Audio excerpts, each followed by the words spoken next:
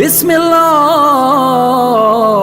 الرحمن الرحیم۔ بسم اللہ الرحمن الرحیم۔ اللہم صلی علی محمد وآل محمد۔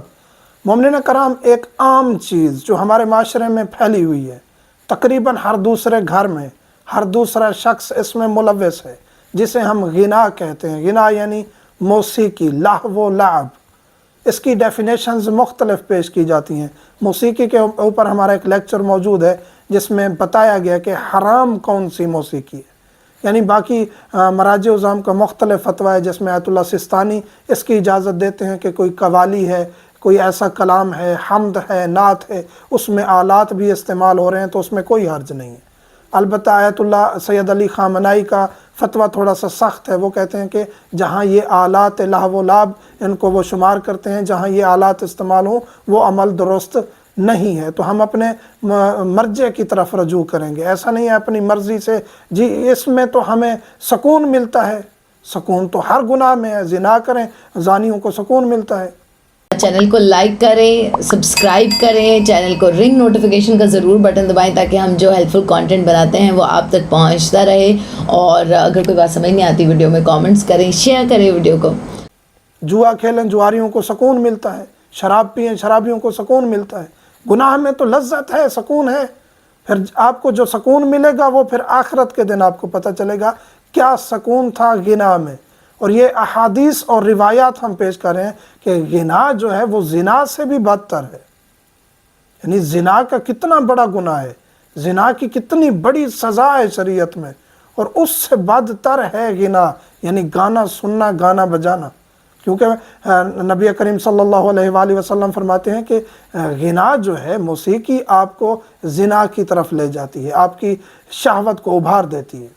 اس طرح یہ بھی حدیث ہے کہ امام علی علیہ السلام فرماتے ہیں کہ غنا جو ہے وہ نفاق کی طرف اور تنگ دستی کی طرف لے جاتا ہے۔ انسان اگر گانے بجانے کا عادی ہے یا سننے کا عادی ہے، پھر وہ کہے میں تنگ دست ہوں، تو پھر وہ اپنی ذات میں، اپنے گریبان میں جا کے خدا سے شکوہ نہ کرے، کیونکہ وہ خود اس تنگ دستی اور اس نفاق کا خود موجب بنا ہے۔ اس کے بعد پھر امام جعفر صادق علیہ السلام فرماتے ہیں کہ قیامت کے دن اس شخص کے کانوں میں پگھلا ہوا سیسا ڈالا جائے گا، پگھلا ہوا، آگ سے بھڑکتا ہوا سیسا جو ہے وہ ڈالا جائے گا اس کے کانوں میں جو موسیقی سنتا ہے۔ پھر مولا فرماتے ہیں کہ مولا امام جعفر صادق علیہ السلام فرماتے ہیں کہ ان لوگوں کے گھروں میں بھی نہیں جانا چاہیے جو لوگ موسیقی سنتے ہیں۔ کیوں؟ کیونکہ ان کے گھروں سے اللہ نے رحمت کو اٹھا لیا ہے۔ جو موسیقی اور لہو و لعب کی محفلوں کے عادی ہیں، اپنی شادیوں کو، اپنی محفلوں کو، اپنے پروگرامز کو موسیقی کے علاوہ ان کی تکمیل ہی نہیں ہوتی، تو ایسی جگہ پر جانا درست نہیں ہے۔ لہو و لعب کی محفل میں جانا تو حرام ہے، حتیٰ کہ امام فرماتے ہیں کہ ان کے گھروں میں بھی نہیں جانا چاہیے، کیونکہ وہاں سے رحمت اٹھ گئی ہے، اور خدا آپ سے کہیں ناراض نہ ہو جائے تو ایسے لوگوں سے میل جول رکھنا بھی نہیں چاہیے۔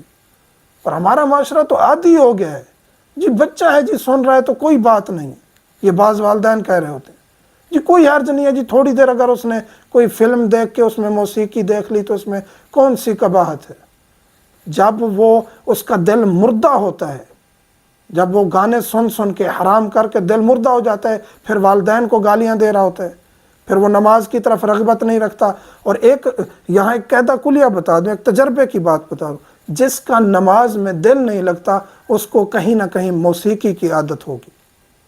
اور بھی گناہ ہیں جن کی وجہ سے نماز میں دل نہیں لگتا، لیکن کہیں نہ کہیں اس کی موسیقی میں عادت ہوگی۔